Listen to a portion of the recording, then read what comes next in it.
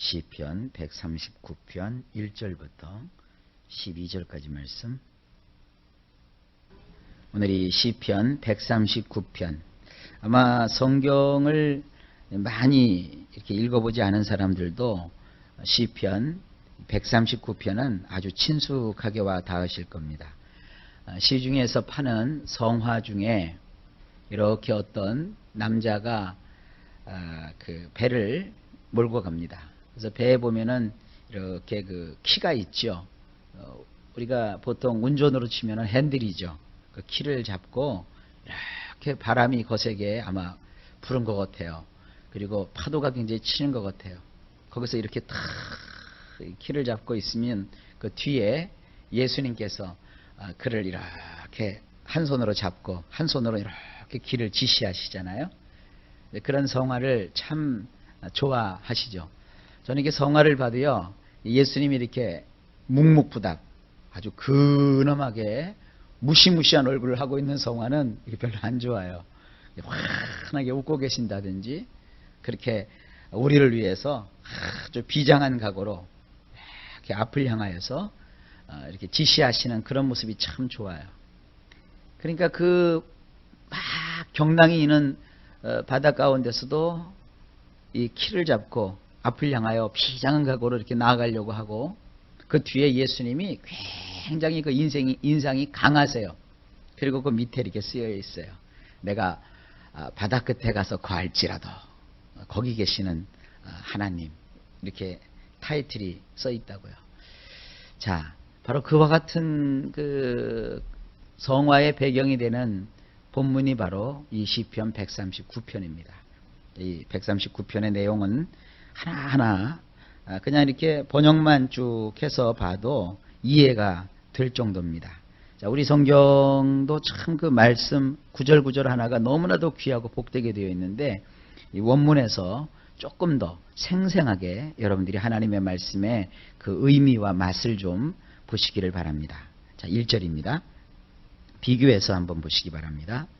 여호와시여, 당신께서는 나를 면밀히 살피셨기에 잘 알고 계시나이다.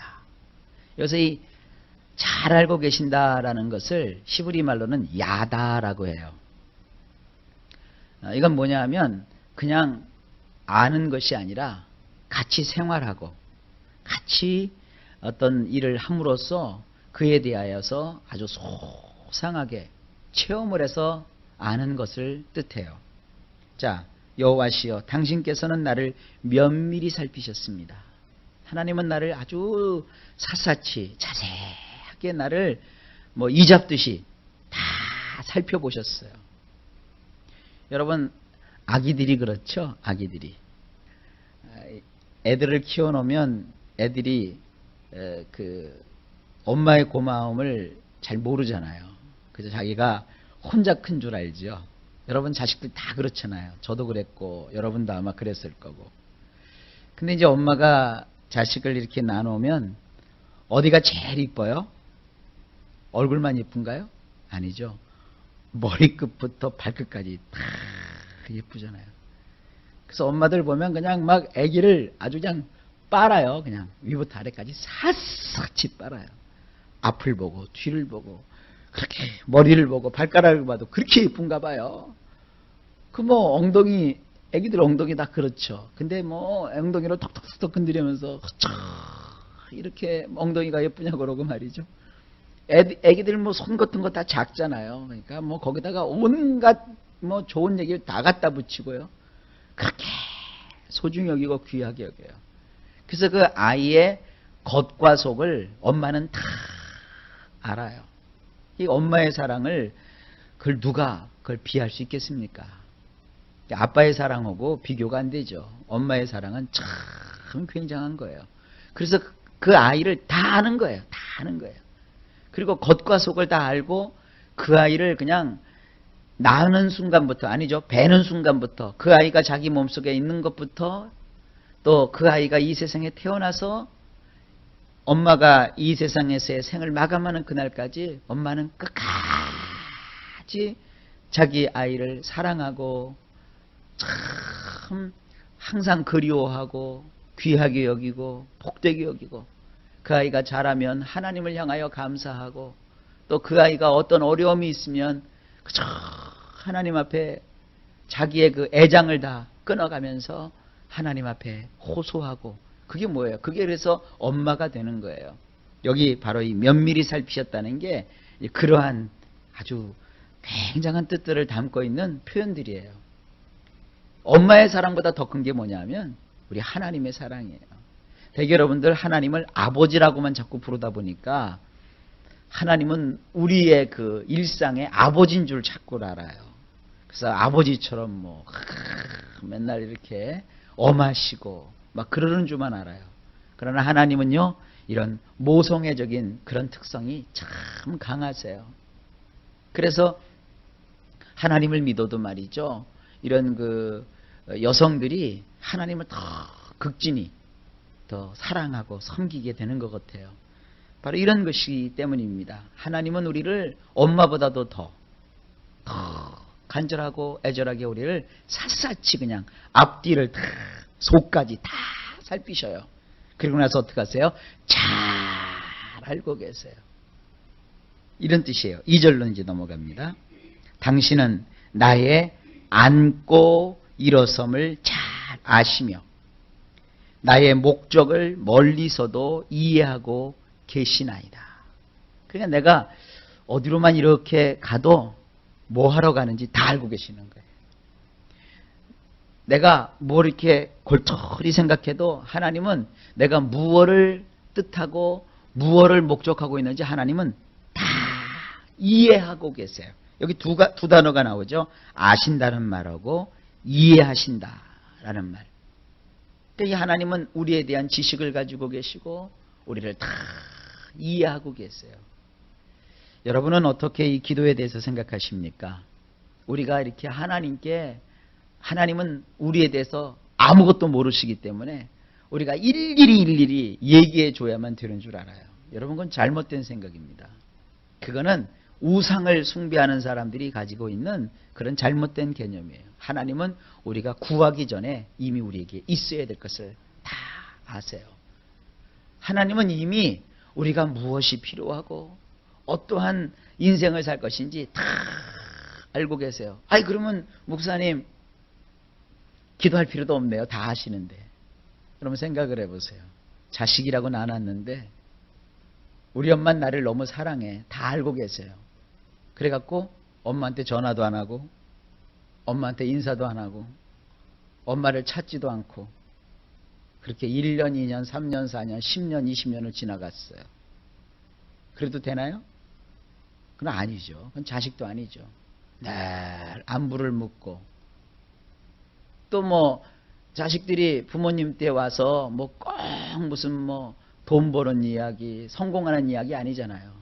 그저 자식들이 무슨 얘기를 해요? 버스 탔을 때 있었던 일, 지나가다가 뭐 생겼던 일, 뭐 아무것도 아닌 시시컬렁한 그러한 그 일상적인 얘기를 이것도 하고 저것도 하면 엄마는 뭐라고 그래요? 좋다고요. 얘기해 주니까 좋은 거예요. 그게 뭐예요? 그게 인생을 사는 것이잖아요. 기도가 그런 거예요. 하나님께 나와서 맨날 징징징징 이것 주세요, 저것 주세요. 물론 그것도 특별할 때 간청이죠.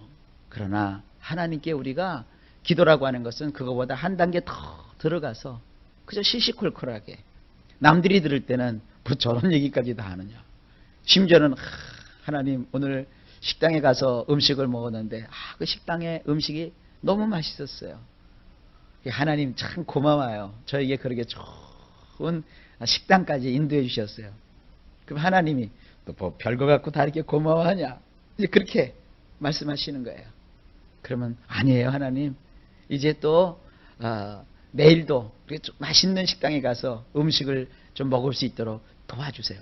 이런 그 대화, 이런 것까지도 하나님께 다 우리가 일일이 고할 수 있는 하나님과 우리 사이는 그런 사이예요. 그런 관계예요.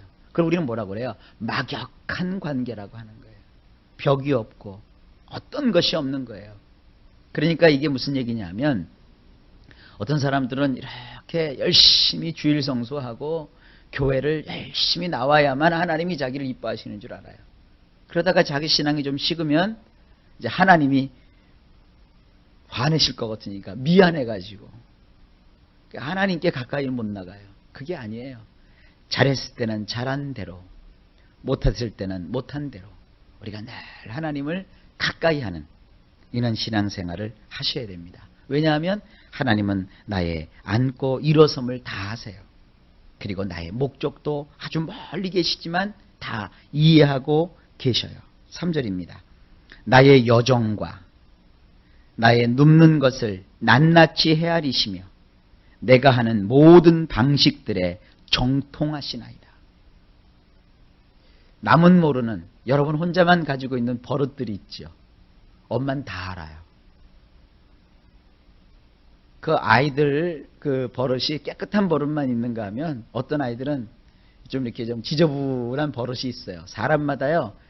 좀 이렇게 남한테 들키면 아주 민망스러운 그런 그 지저분한 버릇들이 다 있어요. 근데 그 엄마는 그걸 다 알아요. 다 알아요.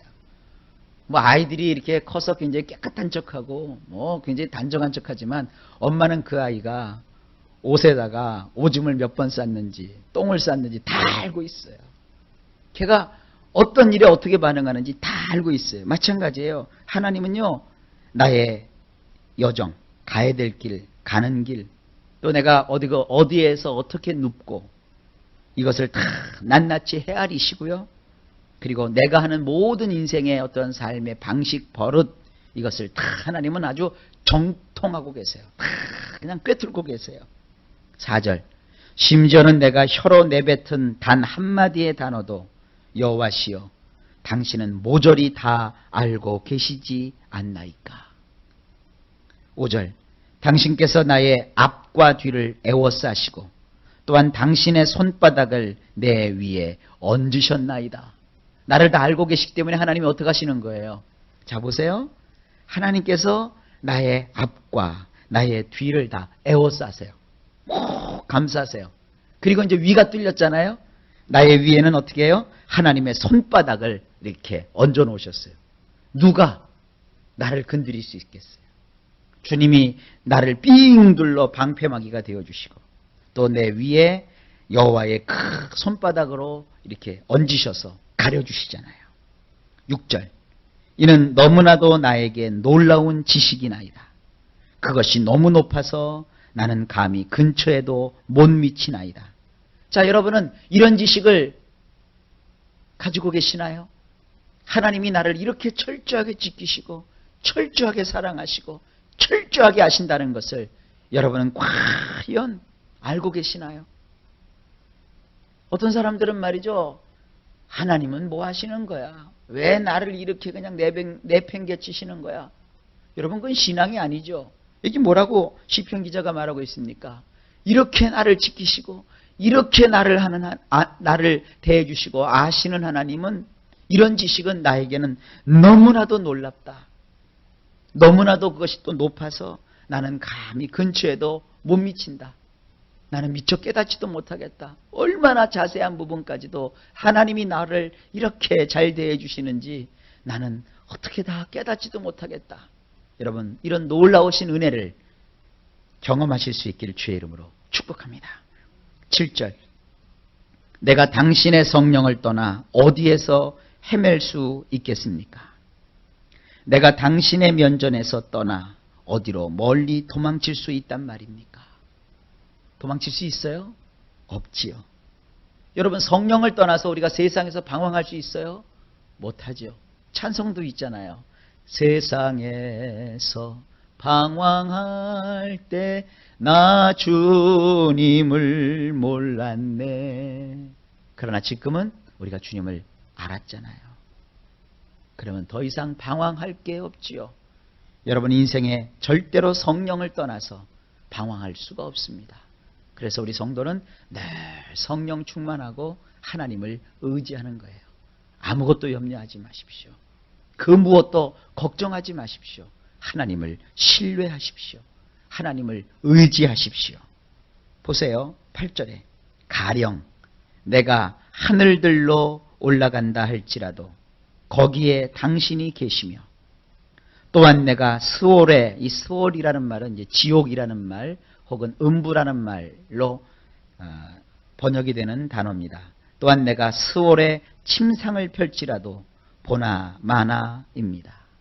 자, 하늘들은 한정없이 높지요. 이 스올이라고 하는 것은 아주 밑바닥이란 뜻도 있어요. 밑바닥. 사람이 가서는 안 되는 그런 비참한 그러한 세계. 이게 스올이에요. 그러니까 내가 아주 높아져서 하늘까지 꼭대기까지 올라간다고 해도 내가 아주 낮아져서 저 스올에 들어가서 서지도 못하고 그곳에서 납작 엎드려 있다 할지라도 보나마나입니다. 뭘 보나마나인가요? 거기도 하나님이 어떻게 돼요? 계시다는 거예요. 성공하고 승승장구했을 때만 하나님이 계시는 게 아니라 나의 인생의 비참함을 만나서 완전히 그야말로 무덤 속에 들어간 자와 같아졌었다 할지라도 거기에도 하나님은 나와 함께 하셨다는 거예요. 이 신앙입니다. 그러니까 늘 하나님은 내가 어디에 있든지 나와 동행하여 주십니다. 9절입니다. 내가 새벽 일찍부터 날개짓을 해가며 바다 끝에 가서 머문다 해도. 여러분, 이 세상에서 걷는 것보다 뛰는 게 빠르죠. 뛰는 것보다 날아다니는 게 더 빠르다고요. 이 다윗이 이 시편을 썼을 때는 비행기가 없었어요. 새가 있었단 말이에요. 아무리 표범이 빠르다고 해도 치타가 굉장히 빠르잖아요. 새보다는 안 빨라요. 새는 말이죠, 얼마나 빨리 가는지 몰라요. 이 땅에서도 마찬가지예요.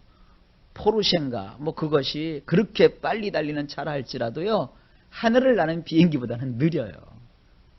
비행기는 말이죠, 하늘 높이 얼마나 높이 날아다닙니까? 한 35,000피트 정도로 올라가 가지고 비행기가 날아가는데 시속 한 900km 이 정도로 막 날아가잖아요. 그런데 자동차에 아무리 빨라봤자 지상에서 한 200km 달릴 수 있을까요? 빨라봐야 한 300km. 그래서 여기 보면 내가 새벽 일찍부터, 아주 이른 새벽부터 일어나가지고 날갯짓을 해가며 비행기를 타고 말이죠, 싱 하고 날아가가지고 자 바다 끝에 가서 머문다 할지라도, 세상에 어젯밤에 비행기 타면 우리가 새벽기도 할 쯤 되면 벌써 미국에 도착해요. 지구 반대편에.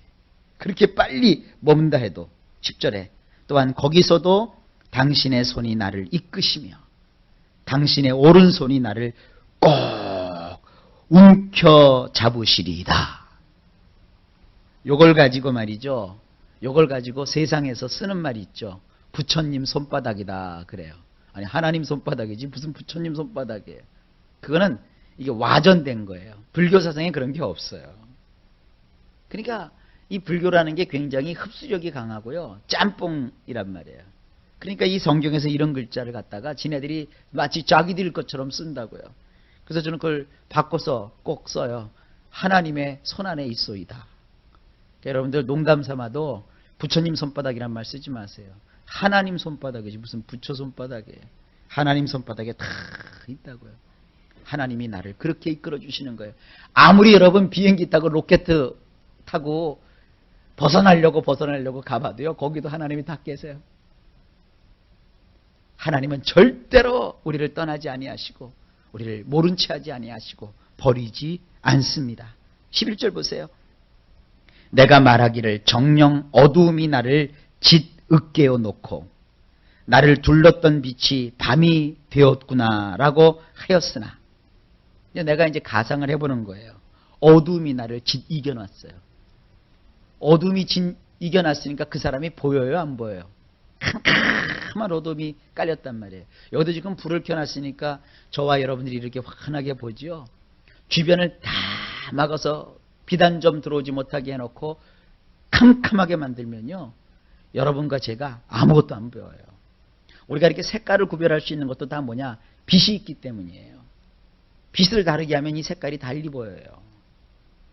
그래서 이 어두움이 나를 말이죠, 짓이겨놓고 짓으깨어 놓았어요. 그러니까 나의 모습은 하나도 보이지 않고 어둠에 완전히 가려버린 거예요.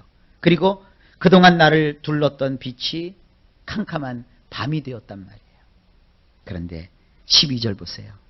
흑암이란 것이 당신에게 뭔가를 감추지 못하나이다.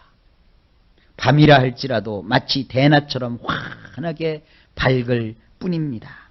어두움이나 밝음이 다 마찬가지입니다. 누구에게요? 하나님께. 우리는 어둠이 깔리면 상대를 못 알아보지만 여기 그 말이에요. 이 어두움이라는 것이, 흑암이라는 것이 하나님의 시선에서 우리를 감추지 못한다는 거예요. 어둠은 부정적이죠. 인생의 환난이, 인생의 고통이, 인생의 아픔이 우리를 짓깨어 놓아서 우리는 하나님이 안 보여요. 왜? 고통이 너무 크니까. 여러분, 은혜도 말이죠. 마음 편한 사람이 받는 거예요. 인생의 고통이 심하면 하나님이고 뭐고 아무것도 안 보이잖아요. 그런데도 하나님은요, 그 어두움이 하나님의 눈을 가려서 우리를 못 보게 하지 않아요. 그 어둠이나 빛이나 하나님은 똑같으세요. 다 보세요. 그 정도로 알고 계세요. 그래서 아무리 여러분 인생에 큰 어려움과 위기가 있다 할지라도 하나님이 그것 때문에 여러분들을 외면하시는 게 아니에요. 항상 거기서 나와 함께하여 주시는 분이십니다. 여러분, 그러니까 인생길을 가실 때 뭔가 두렵고 너무 떨리고 초조할 때 이렇게 하나님은 오른손으로 우리를 붙잡는다고 그러셨잖아요. 그러니까 여러분들 양손으로 이렇게 기억하세요. 하나님 손을 꼭 붙잡으세요. 두 주먹을 꽉 쥐고 어려움을 여러분 이기세요. 하나님이 나와 함께 하시는구나. 하나님, 내가 이 신앙을 가지고 주님을 바라봅니다. 여기서 전하는 이 목사의 말을 인간의 말로 듣지 마시고 하나님의 말씀으로 받으셔서 하나님을 붙잡으면 여러분 돼요. 하나님 살아계세요. 놀라운 축복을 주세요. 누구는 복을 받지만 나는 복을 못 받는다. 천만의 말씀. 여러분도 다 그 놀라운 간증의 주인공들이세요.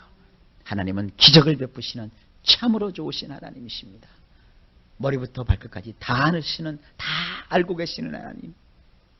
내가 어디에 갈지라도 거기서도 늘 나와 동행하시는 하나님.